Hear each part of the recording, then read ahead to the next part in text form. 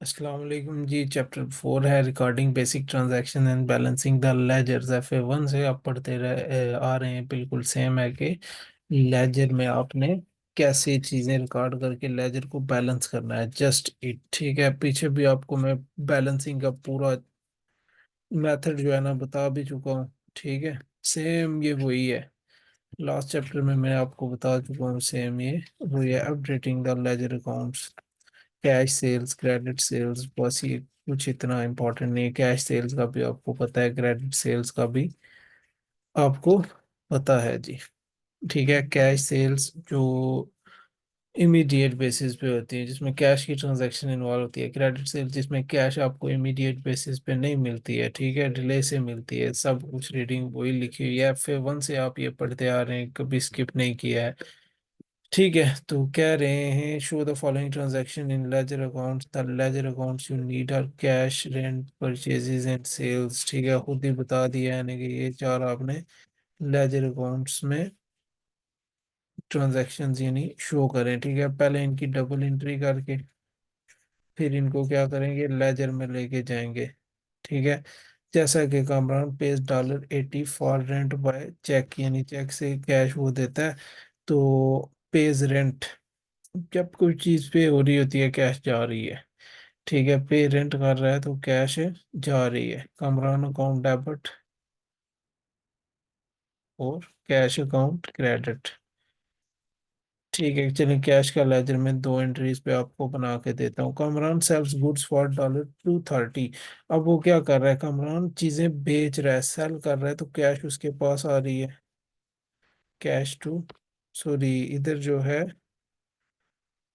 Rent rent account है। ठीक है, sorry sorry, rent account to cash account. Cash जा रही है रेंट की वजह से, तो यहाँ पे वो चीजें सेल कर रहा है जिसकी वजह से कैश आ रही है 230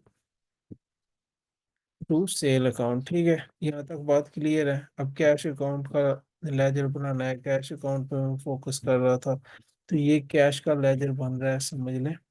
ठीक है, अब जो चीज जा रही है कैश में रेंट की वजह से जा रही है क्रेडिट साइड, कितनी अमाउंट थी, 80। अब डेबिट साइड है, कैश आ रही है किसकी वजह से, सेल की वजह से, 230। 230, ओके। तो देखें, अब लेजर को बैलेंस करने का क्या तरीका है। ये लेजर में हमने अमाउंट्स फिगर्स पुट कर दिए। बैलेंस क्या है, अब ये बैलेंस तो नहीं है ना। एक साइड देखें कितना बैलेंस है, 230, और दूसरी साइड है 80। ठीक है, बैलेंस नहीं है ना। अब क्या करना है, पीछे भी कई बार बता चुका हूँ, अभी फिर मैं बता रहा हूँ। आपने टोटल करना है, और जिस साइज का टोटल बड़ा होगा वो टोटल आपने नीचे ले लेना है। ठीक है, तो फिर आपने जो है ना बैलेंसिंग फिगर फाइंड करना है। ठीक है, तो बैलेंसिंग फिगर जो है, जिसको आप कैरी फॉरवर्ड भी कहेंगे या क्लोजिंग डाउन भी कहेंगे, तो 230 है। 230 में 80 निकालें तो आपका बैलेंसिंग फिगर आ जाएगा, जो 150 यहाँ पे बनता है। ठीक है, ये क्लोजिंग डाउन बैलेंस है आपका। ये अब इसको इसको करें, टोटल साइड इक्वल आ जाएगी 230 तो ये closing down balance, balancing of कर रहे हो आप, तो ये नेक्स्ट ईयर का ओपनिंग बैलेंस बन जाएगा ब्रॉड फॉरवर्ड। ठीक है, 150। अंडरस्टूड। ठीक है, ये सब कुछ है इस चैप्टर में। बिल्कुल शॉर्ट था मैंने कहा चले ये मेरे रिकॉर्ड से as it is on credit transactions. ये सब कुछ आपने किया हुआ है। ये सारी अंडरस्टैंडिंग अच्छे तरीके से मुझे चाहिए, और मैं आपको एक और टास्क जो है व्हाट्सएप पे भेज रहा हूँ, तो वो भी आपने अच्छे से उसकी डबल एंट्री करके और लेजर में ट्रांजैक्शन शो करनी है। अंडरस्टूड। ये काम लाजमी करना है। Balancing of the ledger accounts, ये सारी इलस्ट्रेशन जुबानी खुद से करनी है।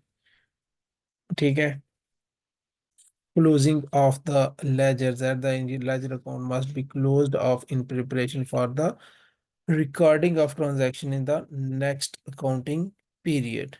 ठीक है, फिर के नेक्स्ट अकाउंटिंग पीरियड में हमने वो कैसे लेके जानी है लेजर से अमाउंट। ठीक है, सारा साल हम ट्रांजैक्शन रिकॉर्ड कर करके एंड वाला बैलेंस हमने फिर वो किधर लेके जाना है, ट्रायल बैलेंस में, और वो वाला बैलेंस फाइनेंशियल स्टेटमेंट्स में चला जाएगा, जैसे ऊपर मैंने एक क्लोज करके आपको बताया।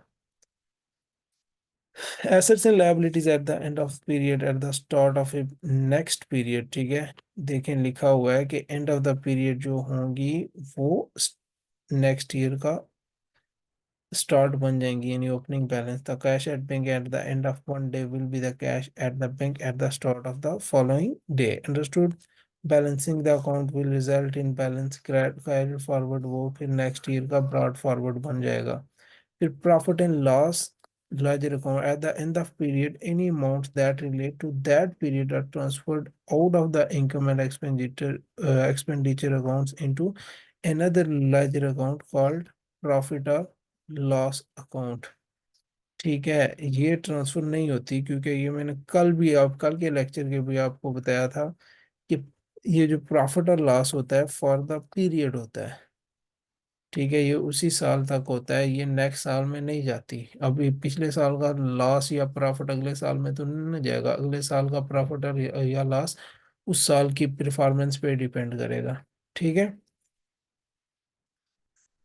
तो उसके लिए रिमेनिंग बैलेंस जो है वो प्रॉफिट और लॉस में ही जाएगा। ठीक है, कि ये जो है अगर प्रॉफिट साइड हैवी है तो प्रॉफिट की तरफ जा रहा है, अगर डेबिट साइड हैवी है, क्या कहते हैं, प्रॉफिट एंड लॉस में, statement of profit and loss में, तो इसका मतलब लॉस हुआ है। ठीक है, अंडरस्टूड। ये कल भी मैंने आपको सेम चीज ही बताई थी।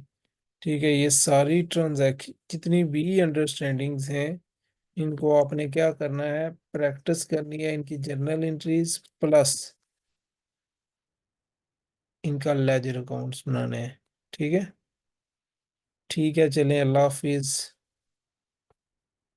तो ये शॉर्ट सा ही चैप्टर था, ये सिर्फ प्रैक्टिस है। चलिए, व्हाट्सएप पे मैं मजीद आपको भेजूंगा, सबकी प्रैक्टिस अच्छे से करनी है, डबल एंट्री प्लस लेजर, और क्लोजिंग ऑफ भी करना है उसको। ठीक है, नेक्स्ट ईयर में ट्रांसफर करना है अपना अपना बैलेंस।